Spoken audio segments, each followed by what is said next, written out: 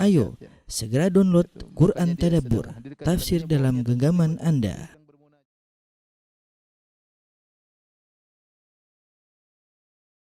Bismillahirrahmanirrahim. Assalamualaikum warahmatullahi wabarakatuh. Alhamdulillahi ala ihsani wa syukru lahu ala taufiqihi wa amtinani. Wa asyhadu an la ilaha illallah wahdahu la syarika lahu ta'ziman li sya'ni. Wa asyhadu anna Muhammadan abduhu wa rasuluhu da'ila ridwani. Allahumma salli alaihi wa ala alihi wa ashabi wa ikhwani. Para ikhwan dan akhwat yang dirahmati oleh Allah Subhanahu wa taala, para pemirsa yang dirahmati oleh Allah Subhanahu wa taala.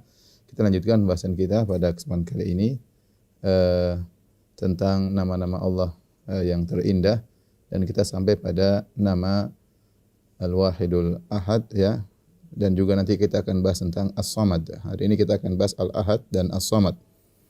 Dan kita tahu bahwasanya Al-Ahad As-Samad ini adalah dua nama yang Allah sebutkan dalam surat Al-Ikhlas ya. Yaitu Allah berfirman, "Qul huwallahu ahad, Allahus samad, lam yalid wa lam yulad wa lam yakul lahu kufuwan ahad." Katakanlah bahwasanya dialah Allah yang Maha Esa, Allahus Samad, dan dia adalah As-Samad. Nanti akan kita jelaskan apa maknanya As-Samad. Lam yalid wa lam yulad wa lam yakul lahu kufuwan ahad, yaitu Allah tidak melahirkan dan tidak dilahirkan, dan tidak satu pun yang setara dengan Allah Subhanahu wa taala. Surat Al-Ikhlas ya, sebagaimana pernah kita jelaskan dalam pengajian kita yang lain, disebut dengan surat Al-Ikhlas karena dia adalah surat yang dimurnikan untuk membahas tentang sifat-sifat Allah Subhanahu wa taala. Dimurnikan karena Al-Ikhlas artinya pemurnian. Padahal kalau kita baca surat Al-Ikhlas tidak ada kata Al-Ikhlas. Tidak ada dalam surat tersebut ada kata Al-Ikhlas, enggak ada. Tetapi dia disebut dengan Al-Ikhlas kenapa? Karena dia dimurnikan untuk membicarakan tentang sifat-sifat Allah semata, tidak ada pembahasan yang lain. Dan surat ini turun ketika orang-orang musyrikin datang kepada Rasulullah SAW dengan berkata, "Ya Muhammad, unsub lana rabbana, unsub lana rabbak." Ya Muhammad, sifatilah atau sif lana rabbak, sifatilah kepada kami bagaimana, sebutkanlah sifat-sifat Rabbmu. Maka Nabi SAW tidak menjawab sampai akhirnya turun firman Allah Subhanahu wa taala mengajarkan kepada Nabi bagaimana cara menjawab pertanyaan orang-orang musyrikin tersebut, yaitu qul huwallahu ahad, Allahus Samad, lam yalid wa lam yulad wa lam yakul lahu kufuwan ahad. Ya. Maka surat ini disebut dengan Al-Ikhlas karena khusus menyebut tentang sifat-sifat Allah ya. Dan kita tahu bahwasanya surat Al-Ikhlas ya. Surat Al-Ikhlas ya.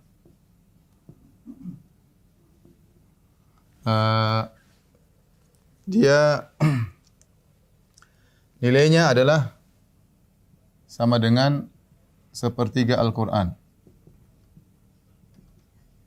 Ya, sepertiga Al-Quran. Ya, kenapa nilainya sepertiga Al-Quran? Ya tadi, karena isinya khusus membahas tentang sifat-sifat Allah.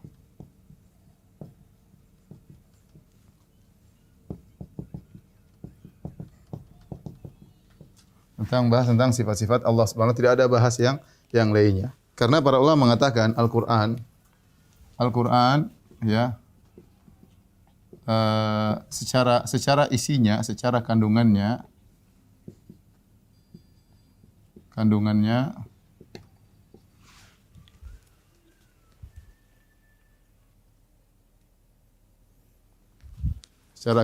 terbagi menjadi tiga ya. Yang pertama berbicara tentang al-ahkam, hukum-hukum. Yang kedua tentang al-wa'ad wal wa'id, tentang janji dan ancaman ya.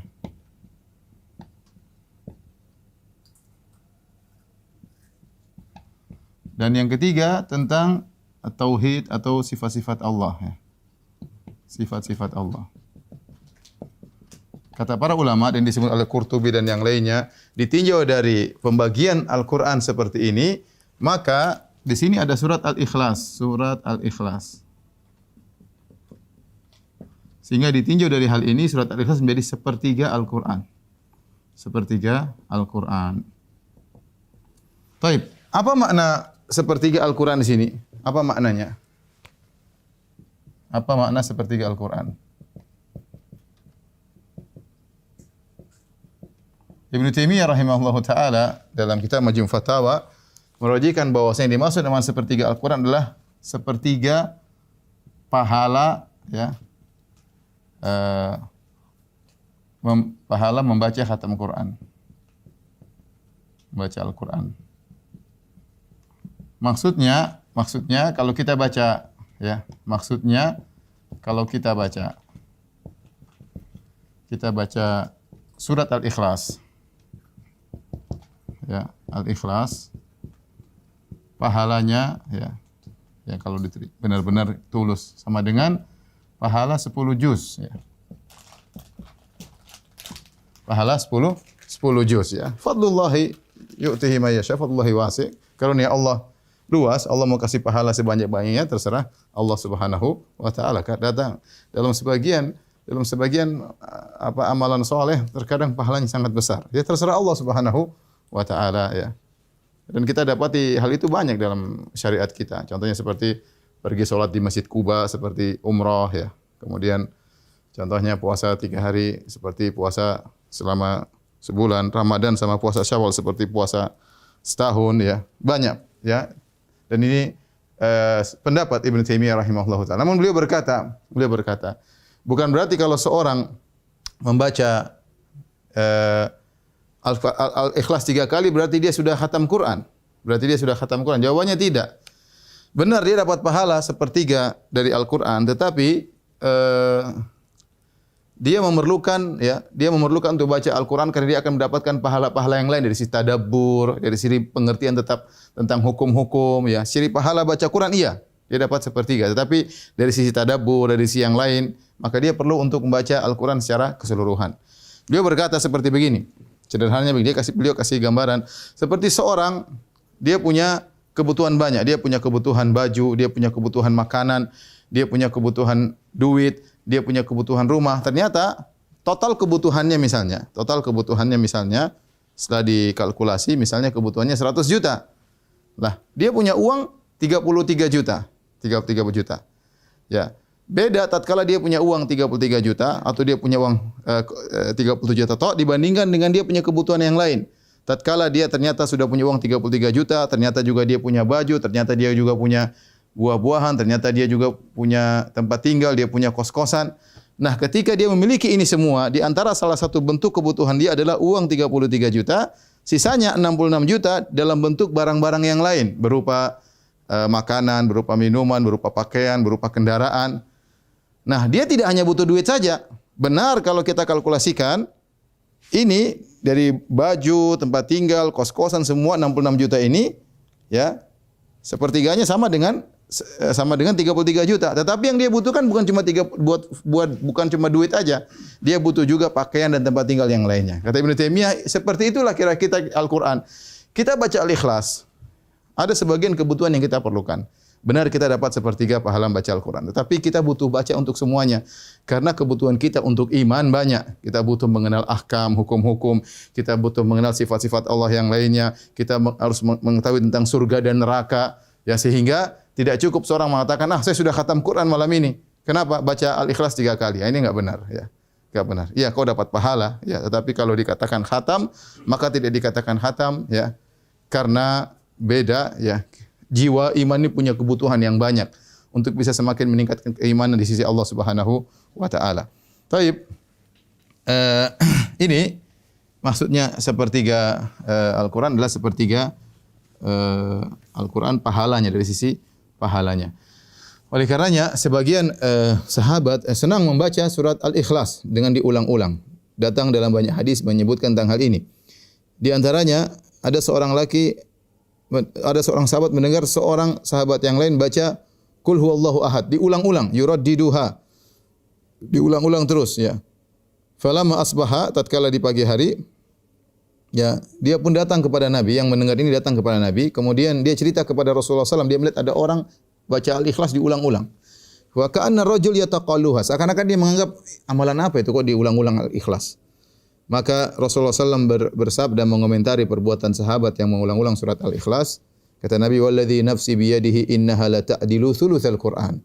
Demi zat yang jiwaku berada di tangannya, sungguhnya surat Al-Ikhlas itu sama dengan sepertiga Al-Qur'an ya. Bahkan dalam sebagian riwayat ada seorang lelaki yang dia salat malam ya, atau dia bangun di malam hari kemudian dia baca di waktu sahur qul huwallahu ahad. Dia tidak baca yang lain, dia ulang-ulang qul huwallahu ahad, Allahus samad, lam yalid wa lam yulad wa lam yakul lahu kufuwan ahad dan seterusnya dia ulang-ulang dan Nabi mengatakan sungguhnya surat Al-Ikhlas itu pahalanya seperti sepertiga Al-Qur'an. Nabi sallallahu alaihi wasallam juga pernah bersabda ya. Inni qultu sa'aqra'u 'alaikum thulutsal Qur'an. Aku tadi berkata kepada kalian, aku akan bacakan sepertiga Al-Qur'an. Ala wa innaha ta'dilu thulutsal Qur'an. Ketahuilah bahwasanya surat Al-Ikhlas ya yang dibacakan oleh Rasulullah SAW adalah senilai dengan sepertiga Al-Qur'an. Ya. Kemudian juga Nabi pernah bersabda, "Innallaha jazza al-Qur'ana thalathata ajza." Sungguhnya Allah membagi Al-Qur'an menjadi 3 bagian. Faja'ala qul huwallahu ahad juz'an min ajza'il Qur'an. Maka Allah menjadikan surat qul huwallahu ahad adalah satu dari bagian-bagian tersebut. Jadi ini menunjukkan surat Al-Ikhlas adalah surat yang sangat agung ya, keagungannya karena dia berisi tentang sifat-sifat Allah Subhanahu wa taala. Saya ingatkan bahwasanya seluruh ayat dalam Al-Qur'an agung, tetapi keagungannya bertingkat-tingkat ya. Ya. Semua surat dalam Al-Qur'an agung, tetapi keagungannya bertingkat-tingkat ya. Ya. Seperti ayat teragung dalam Al-Qur'an, a'dhamu ayatan fi kitabillah, ayat teragung dalam Al-Qur'an adalah Ayatul Kursi. Kenapa Ayatul Kursi adalah ayat teragung dalam Al-Qur'an? Karena isinya tentang sifat Allah khusus. Allahu la ilaha illa huwal hayyul qayyum la ta'khudhuhu sinatun wa la naum lahu ma fis samawati ma fil ard man dzal ladzi yashfa'u 'indahu illa bi idznih ya'lamu ma baina aydihim wa ma khalfahum wa la yuhituna bi syai'in min ilmihi illa bima syaa' wasi'a kursiyyus samawati wal ard wa la ya'uduhu hifdhuhuma wa huwal 'aliyyul 'azim. Dari awal sampai akhir tentang keagungan Allah Subhanahu wa taala. Ya tentu tidak sama seperti ayat tabbat yada abi lahabi wa tabba. Tidak sama. Celaka kedua tangan Abu Lahab. Firman Allah, "Qul huwallahu ahad, Allahus samad, lam yalid wa lam yulad, lam yakul lahu kufuwan ahad." Tidak sama dengan surat Al-Lahab, Al-Masad. Tidak sama, ya. Ya, semua Al-Qur'an agung, semua ayatnya agung, semua surat agung tapi keagungan bertingkat-tingkat ditinjau dari isinya, maka surat Al-Ikhlas surat yang spesial. Di antara yang menjadikan surat ini spesial karena dia mengandung 2 nama yang agung yaitu Al-Ahad As-Samad, ya. Al-Ahad As-Samad, ya.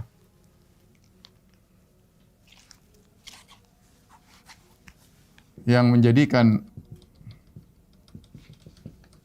surat ini agung di antaranya menyebutkan nama Al-Ahad dan As-Samad. Yang kedua nama ini tidak disebutkan dalam surat yang lain. Al-Ahad, As-Samad tidak disebut dalam surat yang lain. Ada nama Al-Wahid. Al-Wahid dalam ayat lain banyak. Tapi Ahad dan As-Samad cuma ada dalam surat Al-Ikhlas. Ya. Maka kita perlu tahu apa makna 2 nama ini ya, sehingga menjadikan surat Al-Ikhlas menjadi surat yang sangat agung. Tapi kita akan bahas tentang makna yang pertama adalah Al-Ahad. Ya.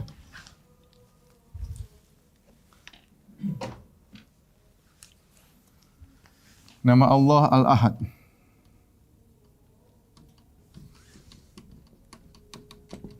Al-Wahid ya dan Al-Ahad. Maknanya adalah Maha Esa, Maha Tunggal ya. Atau Maha Esa. Ya, Maha Tunggal atau Maha Esa ya. Adapun Al-Ahad ya cuma datang dalam surat Al-Ikhlas. Qul huwallahu ahad. Huwallahu ahad. Ya.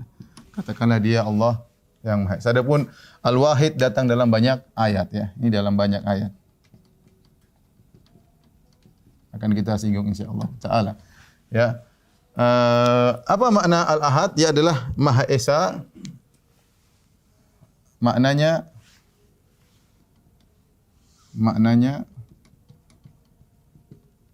Maha Esa ya. Dan ini kata para ulama Maha Esa ya dalam rububiyahnya ya, dalam rububiyahnya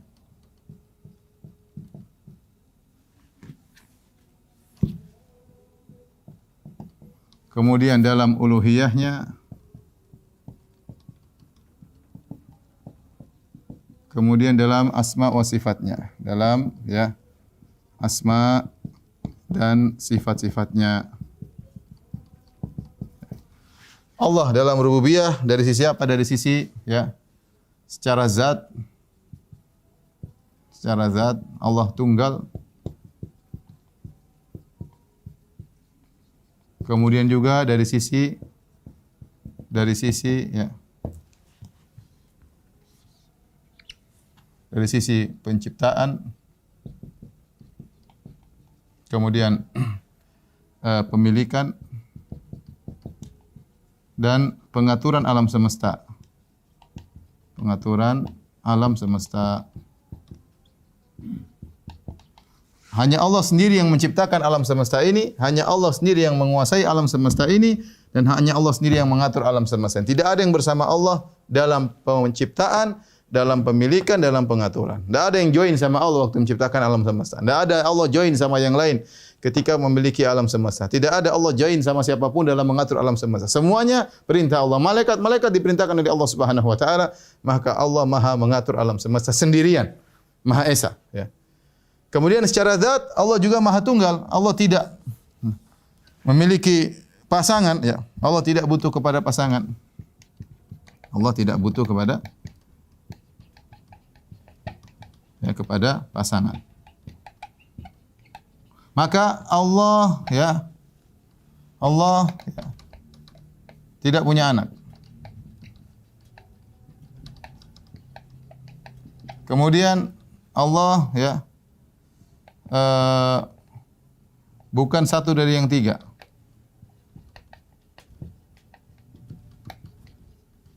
Ya. Allah tidak punya anak dan Allah tidak bersatu dengan Allah tidak bersatu dengan yang lain. Ya. Makanya dalam Al-Qur'an ketika Allah menyebutkan tentang penafian tersebut, ya, misalnya dalam pengaturan, pemilikan, penciptaan alam semesta, Allah Subhanahu wa taala berfirman, "Inna ilahakum lawahid." Allah berfirman dalam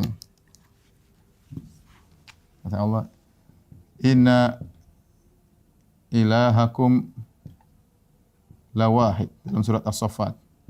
Rabbus samawati wal ardi wa ma bainahuma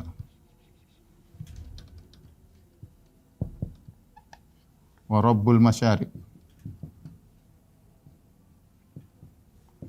Kata Allah Subhanahu wa taala, sungguhnya Tuhan kalian la wahid, Maha Esa. Dialah Rabbus samawati wal ardi, dialah sendirian yang menguasai langit dan bumi. Wa ma bainahuma, dan apa yang di antara keduanya. Wa rabbul masyariq, dan dia menguasai segala arah timur, ya. Jadi Allah ingin jelaskan Allah Maha Esa, maka dia sendirian dalam rububiyahnya, hanya dia yang menciptakan alam semesta, dia mengatur alam semesta, ya. Makanya Allah buka dengan inna ilahakum lawahid. Sungguhnya Allah Maha Esa. Yang konsekuensinya bahwasanya penciptaan, pemilikan, pengaturan semuanya Allah sendirian, tidak bersama dengan yang lainnya, ya. Allah tidak punya anak. Dalam Al-Qur'an Allah mengatakan lau arada ayattakhidha walada. Dalam surat Az-Zumar kata Allah Subhanahu wa taala, "Lau arada Allahu ayattakhidha walada, lastafa mimma yakhluqu ma yasha. Subhanahu huwallahul wahidul qahhar." Dalam surat Az-Zumar kata Allah Subhanahu wa taala, "Lau arada Allah ayattakhidha walada, lastafa mimma yakhluqu ma yasha. Subhanahu huwallahul wahidul qahhar." Huwallahul wahidul qahhar.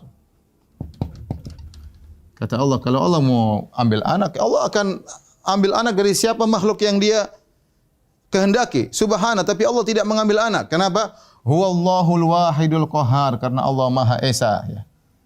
Allah Maha Esa dan Allah Maha Kuasa, tidak butuh dengan anak dan yang lainnya, ya. Seperti juga tatkala Allah membantah orang-orang yang menganggap Allah satu dari yang tiga. Kata Allah Subhanahu wa taala, ya, "Wala taqulu tsalatsa intahu khairal lakum innamallahu ilahu wahid." Kata Allah Subhanahu wa taala, "Wala taqulu tsalatsa intahu khairal lakum innama," ya. Kata Allah Subhanahu wa taala, "Innamallahu ilahu wahid." Innamallahu ilahun wahid. Jadi konsekuensi dari Allah Maha Esa, Allah tidak menerima dia satu dari yang tiga. Dia tidak terima juga punya anak karena itu membatalkan sifat Allah Al-Wahidul Ahad. Batal. Kalau kita bilang Allah punya anak, ada yang bersama Allah mengatur alam semesta, berarti Allah tidak lagi Al-Wahidul Ahad. Dalam uluhiyah Allah Subhanahu wa taala berfirman, wa ilahukum ilahu wahidul la ilaha illa huwar rahmanur rahim. Wa ilahukum ilahun wahidun la ilaha illa huwar rahmanur rahim. Perhatikan kata Allah Subhanahu wa taala, dan Tuhan kalianlah Tuhan yang esa. La ilaha illahu, tidak ada yang berhak disembah kecuali Allah. Karena konsekuensi dari Allah Maha Esa, maka Dia sendiri yang berhak untuk disembah. Barang siapa yang menyembah selain Allah, menyembah makhluk, menyembah malaikat, menyembah jin, menyembah manusia, menyembah batu, menyembah pohon, menyembah wali yang sudah mati, menyembah nabi, ya, menyembah sapi, menyembah tikus, menyembah apapun yang disembah, maka dia tidak mengesahkan Allah, maka Allah batal jadi ilahun wahid, ya. Allah cuma Dia yang berhak untuk disembah. Kalau Allah membolehkan ada yang disembah selain Allah, maka batalah, ya, ilahun wahid, ya. Demikian juga Allah Maha Esa dalam nama-nama dan sifat-sifatnya, ya. Kata Allah Subhanahu wa taala, arbabun mutafarriquna amillahul wahidul qahar. Apakah sembahan yang berbeda-beda lebih baik ataukah Allah yang Al-Wahidul Qahar? Tidak ada yang menyamai Allah, maka Allah Maha dalam asma dan sifat-sifatnya. Allah Maha melihat, tidak ada yang menyamai penglihatan Allah. Allah Maha mendengar, tidak ada yang menyamai pendengaran Allah Subhanahu wa taala. Allah Maha mencipta, tidak ada yang menyamai Allah Subhanahu wa taala. Allah Maha tinggi, tidak ada yang menyamai ketinggian Allah Subhanahu wa taala. Allah Maha agung, tidak ada yang menyamai keagungan Allah Subhanahu wa taala. Allah Maha berilmu, mengetahui yang gaib, tidak ada yang menyamai Allah Subhanahu wa taala. Qul la ya'lamu man fis samawati wal ardi al-ghaiba illa Allah. Katakanlah tidak ada yang tahu hal gaib di langit dan di bumi, malaikat, manusia di atas bumi, tidak ada yang tahu gaib kecuali Allah Subhanahu wa taala. Jadi ini makna dari makna Al-Wahidul Ahad, ya. Ini maknanya adalah Allah Maha Esa dalam segala hal. Tapi kalau sudah tolong dihapus, kita masuk pada makna yang kedua, yaitu As-Samad.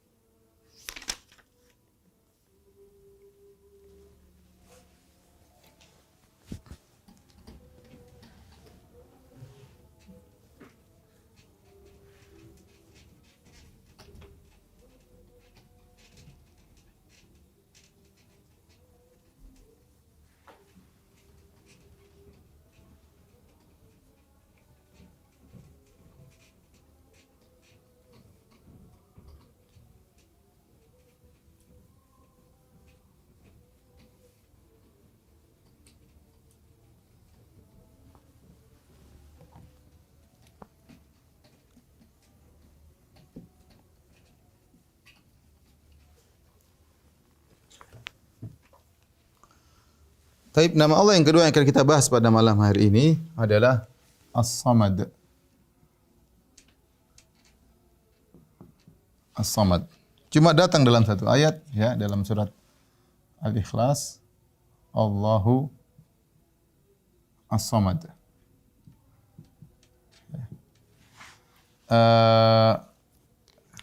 Jadi kata para ulama, ayat kelanjutan dari Qul huwallahu ahad, Allah mengatakan awalnya Qul huwallahu ahad.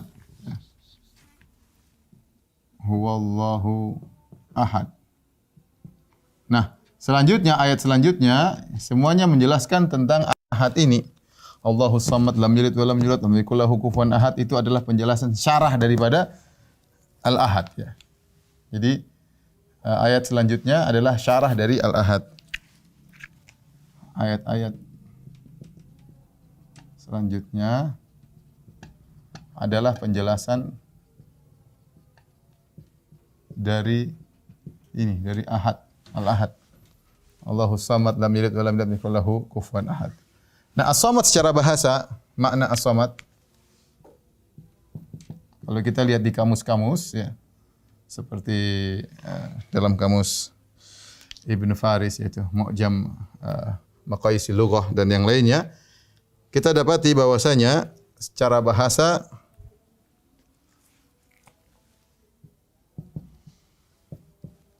di antara makna secara bahasa ada beberapa makna, di antaranya ya maknanya adalah al-qasdu, tujuan. Sehingga yang dimaksud dengan as-samadu, sehingga as-samadu ya dalam bahasa Arab artinya al-masmudu ilaih. Al-masmudu ilaihi, ini al-samad fa'al tapi maknanya seperti isim maf'ul, yaitu yang dituju.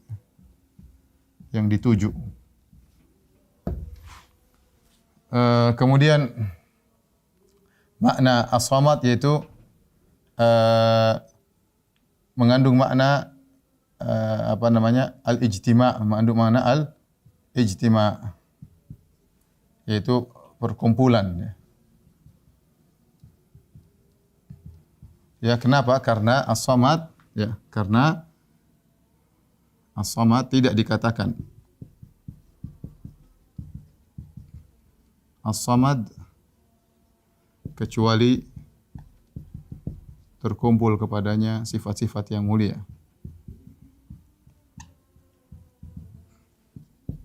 Sifat-sifat yang mulia. Makanya orang Arab dahulu menamakan pemimpin yang hebat yang memiliki banyak sifat, mereka sebut dengan as-sayyidus samad. Dan disebut dalam syair-syair mereka. Orang-orang Arab dahulu, Arab jahiliyah, orang Arab dahulu menamakan pemimpin mereka yang hebat, yang memiliki banyak, yang memiliki sifat-sifat yang mulia,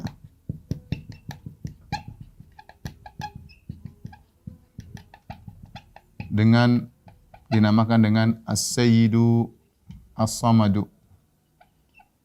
As-sayyid, pemimpin yang samad, yaitu hebat, memiliki banyak sifat-sifat ya.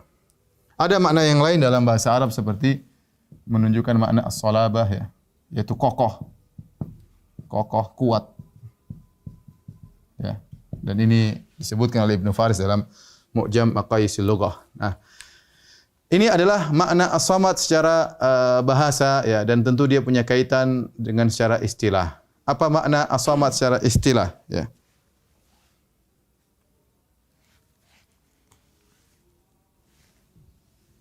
Ya. Adapun makna as-samad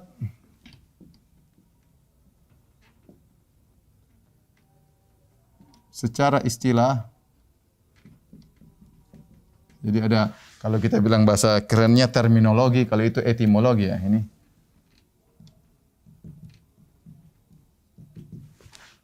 Secara bahasa etimologi.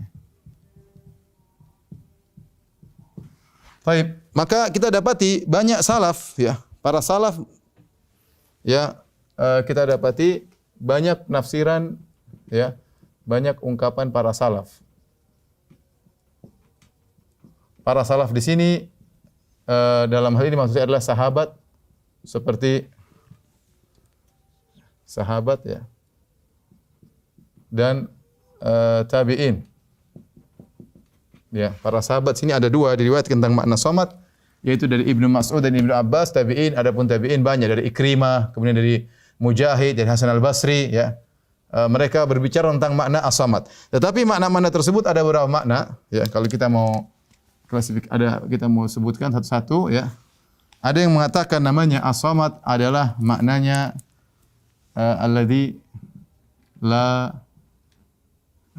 alladzi yasmudu ilaihi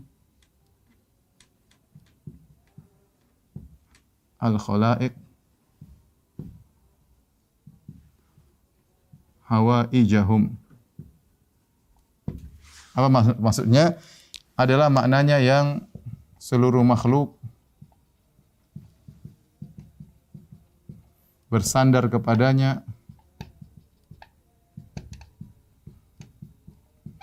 ya, akan tentang kebutuhan-kebutuhan mereka, tentang hajat-hajat mereka. Ini di antara makna as-samad, ya. Di antara juga misalnya perkataan Ibnu Abbas. Ibnu Abbas berkata, as-samad huwa as-sayyid alladhi qad kamula fi su'dadihi. Nanti kita akan sebutkan, kita bacakan karena bagus perkataan Ibnu Abbas dan seterusnya. Dia banyak tafsiran, panjang tafsirannya, yaitu sang pemimpin yang sempurna dalam kepemimpinannya.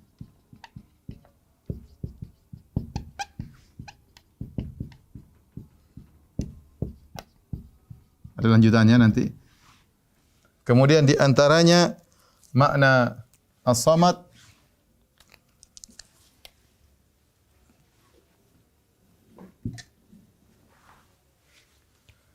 adalah maknanya alladzi la ya'kul wa la yashrab. As-samad yaitu yang tidak makan dan tidak minum.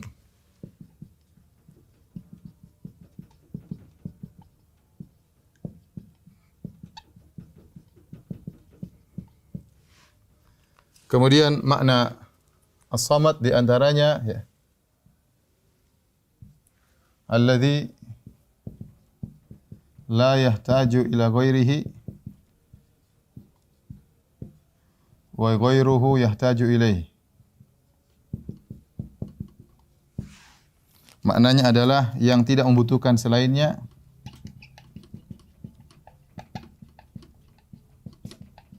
kepada selainnya dan yang lain membutuhkan kepadanya.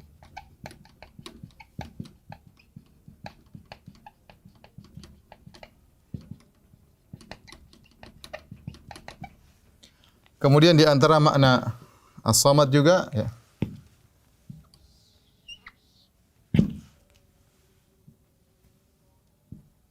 di antara makna as-samad ya, ini juga diriwayatkan dari sebagian salaf, alladzi la jaufa lahu, yaitu yang tidak berongga, tidak ada rongganya. Ya. Ini di antara makna-makna as-samad, dan ini semua tafsir datang dari para salaf. Kita bisa dalam buku-buku tafsir, dinukilkan oleh Ibnu Katsir, dinukilkan oleh Ibnu Jarir At-Tabari, kemudian dinukil oleh Ibnu Abi Asim dalam kitabnya As-Sunnah dan banyak ya. Ini disebut dengan ya tafsir al-ikhtilaf ya, al-ikhtilaf at-tanawwu, ikhtilaf at-tanawwu.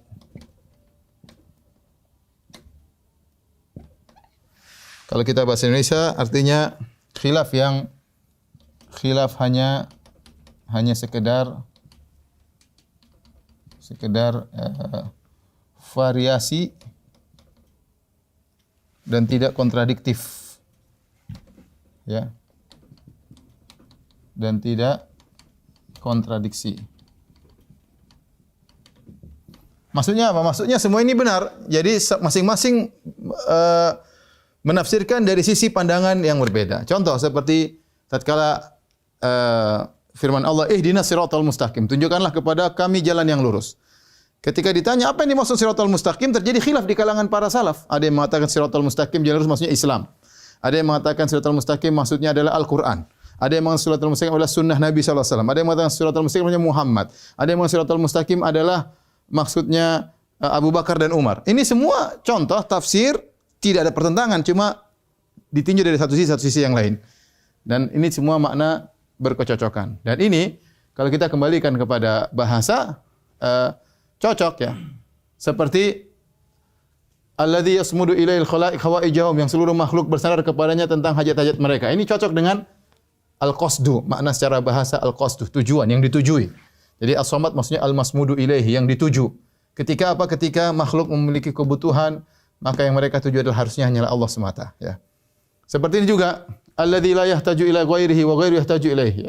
yang tidak butuh kepada yang lain dan yang lain butuh kepadanya. Yang menunjukkan misalnya Allah Maha Kuat ya, atau ya maknanya cocok ya. Kemudian seperti ini, as-sayyid alladzi qad kamula fi su'dadihi. Ini saya akan bacakan perkataan Ibnu Abbas ya.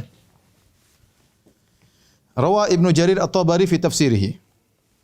Ibnu Jarir At-Tabari menafsirkan meriwayatkan dalam tafsirnya dari Ibnu Abbas radhiyallahu anhu, ya sahabat menafsirkan makna as-samad. Dan kita tahu tafsir terbaik adalah Al-Qur'an ditafsirkan Al-Qur'an. Kalau tidak ada maka Al-Qur'an ditafsirkan dengan hadis. Ternyata kita tidak dapati Nabi menafsirkan as-samad. Ya. Kemudian setelah itu baru tafsir Al-Qur'an dengan perkataan para sahabat, ya, para salaf, ya. Apa kata Ibnu Abbas? Karena mereka para salaf yang lebih tahu tentang isi Al-Qur'an.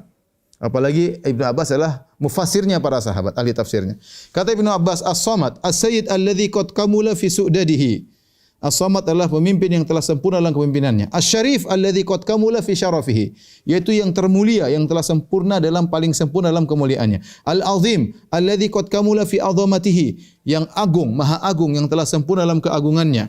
Al-halim alladzi qad kamula fi hilmihi, yaitu yang maha halim, yaitu maha bijak yang sempurna dalam kebijakannya. Wal ghani, yang maha kaya. Alladzi qad kamula fi ghinahu, yang telah sempurna dalam kekayaannya. Al Jabbar, yang maha kuasa. Alladzi qad kamula fi jabarutihi, yang sempurna dalam kekuasaannya. Al Alim alladzi qad kamula fi ilmihi, yang maha ilmu, yang sempurna dalam ilmunya. Al Hakim, ya, yang maha hakim, yang maha bijak. Qad kamula fi hikmati, yang sempurna dalam hikmahnya. Wa huwa alladzi qad kamula fi anwa'i syaraf wa su'dat, dan dialah Allah yang telah sempurna dalam berbagai macam kemuliaan dan berbagai macam kepemimpinan. Wa huwa Allah subhanahu. Hadhihi sifatuhu, inilah sifat-sifatnya. La tambagi illa lahu, yang tidak pantas kecuali hanya untuk Allah Subhanahu wa taala. Ini kalau kita perhatikan tafsiran dari Ibnu Abbas cocok dengan makna al-ijtima, ya. Sang pemimpin yang sempurna, yang maha kaya, yang maha bijak, yang maha mulia, yang maha agung, ya. Artinya seluruh sifat-sifat tersebut terkumpul kepada Allah Subhanahu wa taala, maka di antara makna ijtima yaitu terkumpul banyak sifat kepada zat tersebut. Oleh karena orang Arab dahulu tidak menamakan orang pemimpin yang samad as-sayyidu samad kecuali dia telah memiliki sifat-sifat yang sempurna. Dan kita bisa ambil faedah juga dari pengertian Ibnu Abbas ketika menafsirkan as-samad, bahwasanya para salaf dahulu mazhab mereka bukan tafwid. Tafwid itu apa kata ahlul bidah? Tafwid adalah kita tidak ngerti maknanya apa. Ya, kalau ada ayat tentang sifat kita enggak ngerti, kita serahkan maknanya kepada Allah. Para salaf enggak dulu, mereka tafsirkan. As-samad maksudnya begini, ada yang bilang begini, ada yang bilang begini, berarti mereka paham. Cuma bagaimananya mereka tidak tahu. Bagaimananya mereka tidak tahu, mereka menjelaskan kesempurnaan. Ya. Bagaimana? Tidak ada yang tahu. Allah Maha melihat. Bagaimana melihatnya? Allah kita enggak, tapi Allah Maha melihat, bisa melihat segalanya. Allah Maha ilmu, Maha alim. Ilmunya bagaimana? Enggak ada yang tahu. Tapi kita yakin ilmu Allah meliputi segala sesuatu, ya. Jadi mereka menafsirkan. Jadi tidak benar mengatakan salah bahwasanya mazhab mereka adalah tafwid. Tidak tahu, tidak ngerti, serahkan kepada Allah. Tidak. Yang mereka tidak tahu adalah bagaimananya. Adapun maknanya mereka paham. Taib ini cocok juga dengan bahasa. Kemudian juga di antara makna samad, alladzi la ya'kulu wa la yashrab, yang tidak makan, tidak minum, ya. Ya, buktinya artinya Allah Maha Kaya, tidak perlu makan, tidak perlu minum, dan ini makanya ketika Allah membantah tentang Nabi Isa dan ibunya, Allah hanya mengatakan wa ummuhu siddiqah kana ya'kulani ta'am. Nabi Isa seorang nabi, ibunya Maryam adalah wanita yang siddiqah, wanita yang benar-benar jujur, yang bertakwa. Setelah itu Allah berkata, kana ya'kulani ta'am, keduanya makan makanan. Tidak pantas jadi Tuhan. Sudah bantahan yang telak, Tuhan kok makan, selesai. Nabi Isa lapar alaihissalam. Lapar, bukan Tuhan. Ibunya juga lapar. Allah kasih makanan kepada ibunya. Bagaimana mau dianggap Tuhan? Kana ya'kulani ta'am. Tidak pantas dengan as-samad. Yang jadi Tuhan hanyalah as-samad. Ya. Kemudian di antara makna alladzi la jawfa lahu, tidak ada rongganya. Ini menunjukkan tentang zat Allah seperti itu. Bagaimananya kita enggak tahu. Ya, karena as-samad maknanya al-musmad dan juga diartikan al-musmad dengan ta. Ini pembahasan bahasa. Ada namanya al-istiqaqul kabir, tapi antum tidak paham. Tapi intinya tidak ada rongganya. Tidak ada rongganya. Ini berbicara tentang zat Allah. Lafal ini diingkari oleh Ar-Razi. Ar-Razi dalam kitabnya At-Taqdis mengatakan ini tidak pantas diucapkan. Dia mengatakan ini berarti Allah jism. Kalau bilang Allah tidak ada rongganya, zatnya berarti Allah jism, dan dibantah oleh Ibnu Taimiyah dalam kitabnya Bayan Talbisul Jahmiyah. Kata Ibnu Taimiyah, ya, Allah menjelaskan zatnya demikian. Karena kelaziman dari Allah tidak ada rongganya, berarti Allah tidak melahirkan dan Allah juga tidak dilahirkan. Allah tidak makan, tidak minum, tidak ada. Kalau orang makan dan minum kan butuh ada rongga untuk makan dan minum. Kalau kita manusia, Allah tidak butuh, tidak ada rongga sehingga dia tidak beranak. Kalau beranak berarti mungkin harus mengandung dan yang lainnya ada keluar dari dia. Allah tidak ada rongga. Kemudian Allah tidak makan dan tidak minum, dan ini perkataan para salaf. Datang dari perkataan para salaf. Tetapi bagaimana zat tersebut tidak ada yang tahu. Ya, dan ini mana mirip dengan bahwasanya as-samad maknanya salabah, kokoh. Bahwasanya zat Allah adalah kuat dan Allah disifati dengan dzul quwwatil matin. Allah yang maha kuat, ya. Maka kita bilang zat Allah kita enggak tahu, tetapi para salaf mengatakan zat Allah tidak berongga, ya. Ya, ini makna as-samad. Dan ketika kita baca surat Al-Ikhlas, Qul huwallahu ahad, Allahus samad, lam yalid wa lam yulad wa lam yakul lahu kufuwan ahad, dan tidak ada satupun yang serupa dengan dia, maka surat Al-Ikhlas ditutup dengan apa? Surat Al-Ikhlas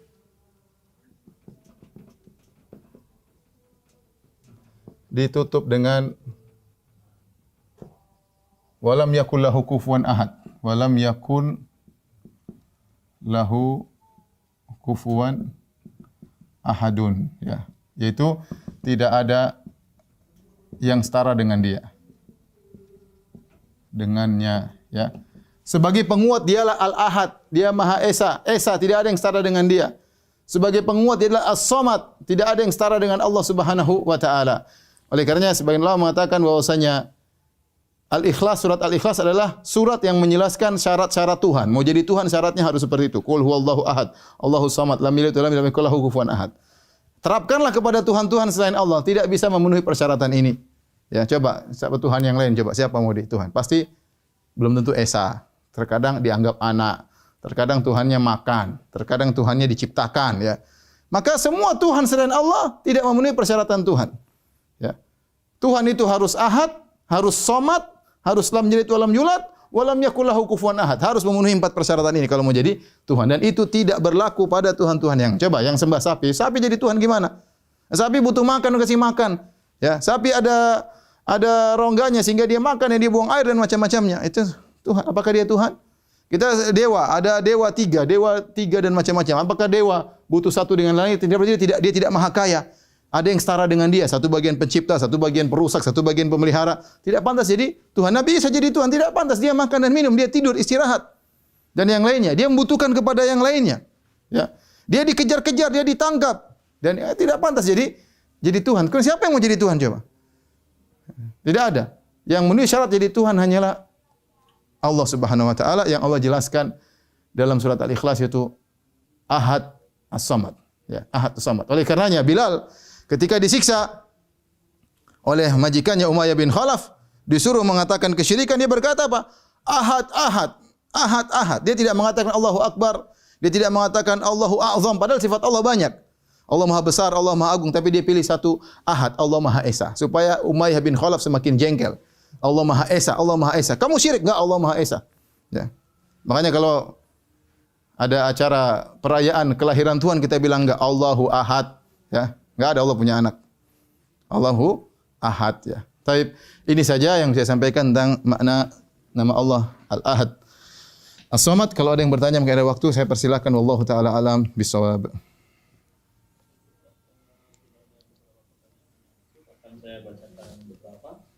Pertama dari Prima, pertanyaannya, Ustaz, apa betul bila kita spesifik minta sesuatu kepada Allah dan disertai dengan menyebut Asmaul Husna yang berkaitan dengan yang kita minta, maka akan mempercepat terkabulnya doa? Iya, itu benar bahwasanya di antara kita beribadah kepada Allah adalah dengan bertawassul dengan nama-namanya. Allah berfirman, walillahil asmaul husna fad'uuhu biha. Allah memiliki nama-nama yang terindah, maka berdoalah dengan nama-nama tersebut. Prakteknya bagaimana kata para ulama? Ya, kita memuji Allah, kemudian ada kebutuhan kita khusus maka kita sebutkan, ya. Seperti Nabi Sulaiman ketika minta dianugerahkan dengan kerajaan yang luar biasa. Wa habli mulkan la yanbaghi li ahadin min ba'di innaka antal wahhab. Ya Allah, anugerahkanlah kepadaku kerajaan yang tidak boleh seorang pun kemudian yang memiliki yang sama, ya, tidak boleh ada seorang pun setelah memiliki kerajaan seperti itu. Sungguhnya Engkau Maha pemberi anugerah, ya. Seperti warzuqni dalam Al-Qur'an, warzuqni wa anta khairur raziqin. Berilah rezeki kepadaku ya Allah dan Engkau sebaik-baik pemberi rezeki. Dan seperti itu, ya. Kalau kita minta ampun, kita bilang Allahumma ghfirli wa anta khairul ghafirin. Ya. Astaghfiru lakum rabbi innahu huwal ghafurur rahim. Ya, kata Nabi Yusuf kepada kakak-kakaknya, aku akan mohon ampunan buat kalian. Ya, sungguhnya Allah Maha Pengampun lagi Maha Penyayang. Ya, jadi kita berusaha meminta, ya. Tapi kalau kita misalnya meminta dengan mengatakan Allah Rabbana, maka itu cukup. Maksudnya itu sudah cukup. Mau kita tambah dengan nama-nama lebih khusus, itu lebih baik lagi. Ya. Oleh karenanya kita boleh berdoa dengan banyakkan doa-doa dengan Rabbana, ya Rabbi, ya. Dan itu karena pengkabulan doa berkaitan dengan rububiyah Allah Subhanahu wa taala. Kemudian kita sebutkan secara khusus, maka itu lebih baik, ya. Taib, ada lagi yang bertanya?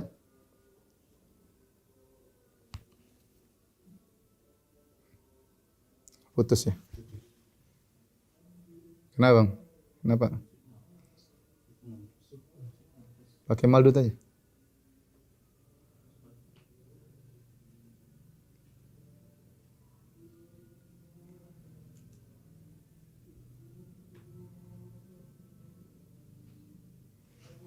Habis ya pulsanya, kah?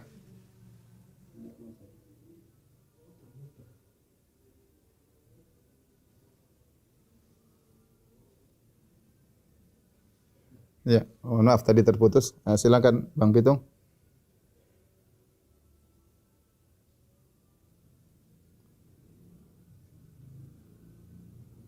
Silakan Bang Pitung.